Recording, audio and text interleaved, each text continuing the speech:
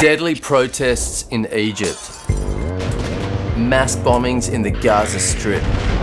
Death threats from a Colombian drug lord. Missile strikes in Iraq.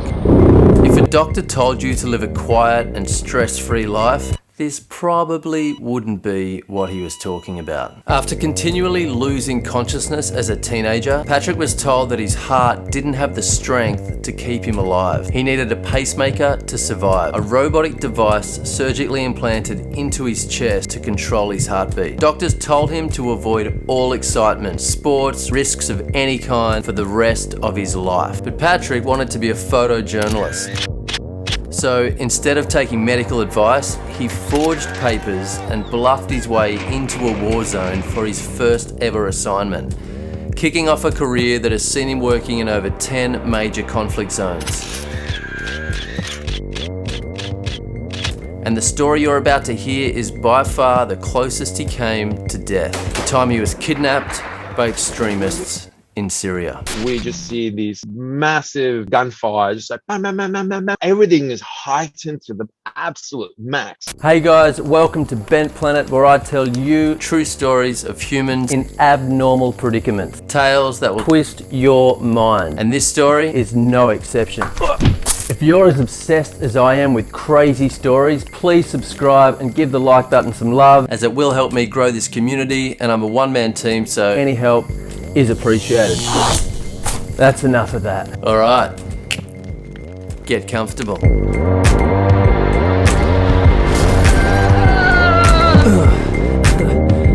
Are you ready to hear a story? 2 days before Christmas in 2012, Patrick was being driven across Aleppo, the largest city in Syria, and it was a war-torn mess. The country was being run by a ruthless dictator, Bashar al-Assad, known to use inhumane tactics to crush his enemies, even using chemical warfare on his own people. Bashar was being challenged by an uprising called the Free Syrian Army, and Patrick was spending time with one of their battalions who had guaranteed his protection as he was reporting on their role in the war. He dressed to blend in. His skin was covered by long sleeves and trousers, a headscarf covering his hair and face, because this was not a good time to be recognized as a foreigner in Syria. The city of Aleppo had been liberated by the Free Syrian Army, but there were still hundreds of heavily armed groups fighting for power within the vacuum of civil war. And journalists like Patrick were an easy target for extremists who wished to make a statement or profit through kidnapping. So there he was, being driven across Aleppo city by his fixer, his local guy on the ground, hired to keep him out of trouble. Patrick's cameras were tucked away into a scruffy looking bag. He knew it was important to stay discreet and to not stand out. As they were making their way slowly through a section of traffic, he looks out the window to see a white foreigner standing on a street corner, looking the absolute opposite of subtle. He's wearing clothing that doesn't fit in. He has a huge camera. He's waving it around as though he was at a Middle Eastern market, taking photos to show the family back home. The only foreigners in Syria at this time were journalists, but judging by the way this guy stood out, he didn't have much experience. The stranger was accompanied by a man who Patrick recognized as another local fixer who had a bad reputation for recklessness. So this guy was not in safe hands. Feeling responsible, Patrick stopped the car and called out, "Get in." I was like, dude, get in straight away. It's not safe. What are you doing? Although a little confused, they get into the car and Patrick notices the stranger speaks Arabic. But as they hit the gas, there's no chance of proper introductions before massive gunfire breaks out in close earshot and they all peer forward to see what's going on. Up ahead, they see truckloads of guys, trailers full of men, all firing AK-47 machine guns into the air, speeding down the road towards them. Patrick knows this is bad. A group of good guys wouldn't be acting like this. The gunfire gets closer as the trucks bear down on them, and judging by the extreme amount of excitement and adrenaline these guys are displaying, they've most likely come from a gunfight or they've just blown something up or worse. Realizing the trucks are about to pass within eyeshot, Patrick reaches out and pushes the stranger's head down, telling him to stay down and keep out of sight, yelling out to his fixer, Keep going, normal speed, just like pretend like nothing. You're just two Syrian guys in a car. With his head down between his knees, he then hears the sound of the car's window open. He turns his head to look. And I can see the other journalist is just pulling down the window. Why would this guy be opening the window? And then I see his arm just pick up this camera. Just as the stranger sits back up, raises his camera with a huge lens attached before pushing it out of the window in view of everyone in the traffic. And just stick it out the window and just go like that, like high sequence photos. Patrick screams at the guy, "What are you doing?" But it's too late. He hears the tone of the armed men change into a more excited and feverish pitch, and he knows they've all spotted the camera. Truck tires screech to a halt, and men's voices scream all around the car as his fixer hits the brakes. Men continue jumping out of the truck, surrounding the car, machine guns raised, firing off rounds into the air above them, eyes wide like saucers with pupils dilated. It's a common practice amongst extremist groups to use methamphetamine drugs as a part of warfare, to stay hyper awake and fearless, and these guys were clearly as high as fuck. At this point, Patrick is already panicking internally. The stranger he was trying to help has pulled the camera back into the car, but clearly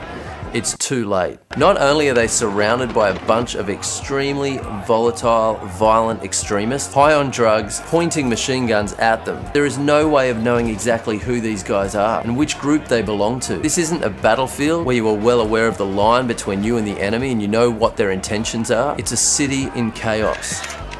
The screams of the men grow louder, more excited. One of them pushes through the group with a grenade in his hand, waving it around, running towards us as if he was about to throw it in the car.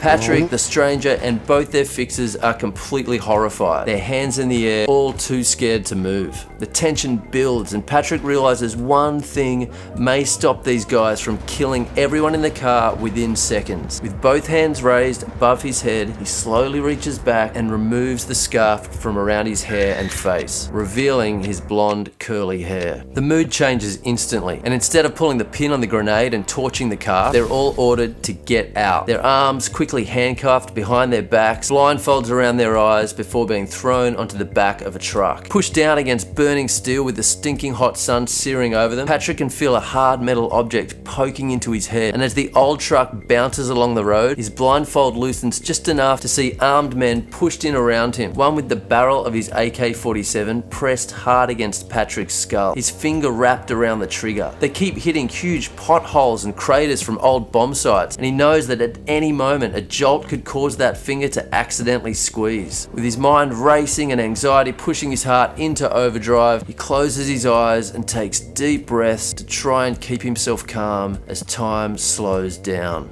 What feels like an eternity later, the truck stops and they're dragged into a building, up some old stairs and thrown onto a couch. Over his loose blindfold, he can make out a long dark room where both fixers are at the other end, under a window with the blinds closed. A few armed men stand between them, keeping guard. Patrick and the stranger are told to sit without talking or moving, to just wait. They tell us, stay there, shut up, don't talk. So for hours, they're forced to sit upright, waiting to see what could happen next. The fear of the unknown is a brutal mind trap. A million things go through your head. What if they do this? I'll react like that. 5 minutes, 10 minutes, 15 minutes, half an hour, 2 hours. You know nothing, just like that. He knew that by revealing his hair in the car, he had shown them he was a foreigner, which had told the armed men two things. One, he's not a local enemy, not a member of whichever group they're fighting against, so he's not a threat to them directly. Two, he is worth money alive. Foreigners can be sold, so chances are they'll either be held for ransom or sold to another extremist group who may wish to behead them as a statement to the world. At this stage of the Syrian conflict, kidnappings were just heating up. Journalists were disappearing and being killed. Kidnapping has become a powerful tool in the hands of Syria's warring factions. Daniel Pearl with the Wall Street Journal had been killed a number of years earlier. After a grueling number of hours in silence, somebody new arrives. He clearly has more authority, and after having their blindfolds removed, they see that he's wearing a nicer outfit of local robes, better dressed than the others. He begins talking, and the stranger with Patrick translates his Arabic to English. Don't worry, You're safe. we just need to understand understand who you are. You could be spies. You could be undermining our revolution. But Patrick smells bullshit. He's done a training course on how to behave in a kidnapping situation, and he recognizes that this guy is just giving them false reassurances to make them more compliant. Besides, there was a media center in Aleppo that registered all journalists in the city. I mean, what reason did a foreigner have to be there? None other than being a journalist. You want to know where we're a journalist? You take us to the media center. And he had no intention to do that. Looking back at it, he was contacting members of what was soon to be ISIS, and he was trying to organize our sale. So the longer they were held captive, the more likely it was that they had been kidnapped for ransom or beheading. The robed man then leaves, and very quickly any comfort he tried to give them is destroyed as the mood in the room changes. The armed guards become louder and more focused on making fun of them, taunting them, laughing at them, pushing them around. Tension builds fast. The guards then replace their blindfolds before dragging the two of them out of the room, down another set of stairs to an enclosed outdoor area at the back of the building. Patrick feels the sun and the outside air hit his skin, and he's hoping they're being given a chance to go to the toilet or smoke a cigarette. But the guards keep up their mockery as they push Patrick and the stranger up against a wall side by side. Not a good sign. Backs against the wall. And then I hear shuffle, and then this AK-47s being loaded and cocked. That sounds like a cocking of, an AK. As one of their captors makes an announcement. The guy says something in Arabic, and my colleague just translates. He said they're not going to kill us. Patrick couldn't speak Arabic, but he understood enough to recognize numbers as the armed extremists began counting down from 10. His body became overwhelmed with fear, numb with disbelief. I felt this complete emptiness. Just like, how can they be killing us? We're worth nothing to them if we're dead. They're not going to be able to make money. The numbers ticked down to 5, Talata, 4, Harba. He felt an overwhelming loss. So I felt this wave of compassion for my parents, my friends, and for anyone that loved me. I felt really selfish. To have chosen a life that would result in their grief. Sad for the people that were left. 3. I wonder what it's like not to be even aware that you exist. 2. At that moment, I felt my bowels just giving up. 1. Click. For 1 second, I was like, am I dead? And I'm still thinking, therefore. It's true. There is a consciousness that still exists in death. And then I heard them laugh. And it hit him. The armed men hadn't fired rounds. They just wanted to mess with their heads. The whole ordeal for me was just 5 minutes of entertainment for these guys.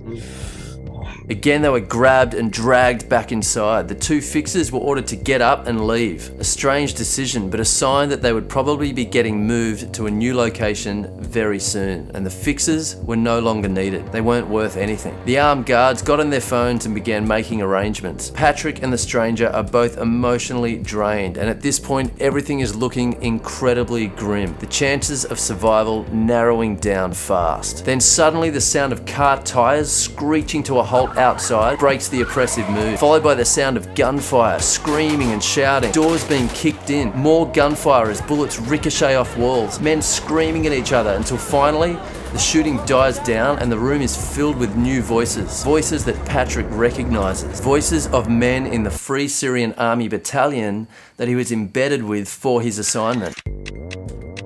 By sheer luck, the building that their captors had brought them to was just streets away from the main base of that particular Free Syrian Army battalion. When Patrick's fixer had run out of the building, he immediately recognized the area, and it only took him minutes to bolt straight to where the battalion was. Upon hearing that Patrick had been kidnapped, they jumped into action before anyone had time to move Patrick to another location. And here they were, saving the day. As it turned out, the group that had kidnapped them was a criminal enterprise working for the dictator. It was their job to pretend to be part of the Free Syrian Army, while actually being paid to commit atrocities and destroy trust between the Free Syrian Army and the general population. It was also a part of their job description to kidnap journalists and sell them off to ISIS and other extremist Islamic groups. Patrick was lucky to have been taken before their methods for kidnapping became more refined. Later that year, 4 to 5 colleagues of mine that I knew personally, that I hung out with, worked with, were kidnapped and then murdered and beheaded by ISIS on the web.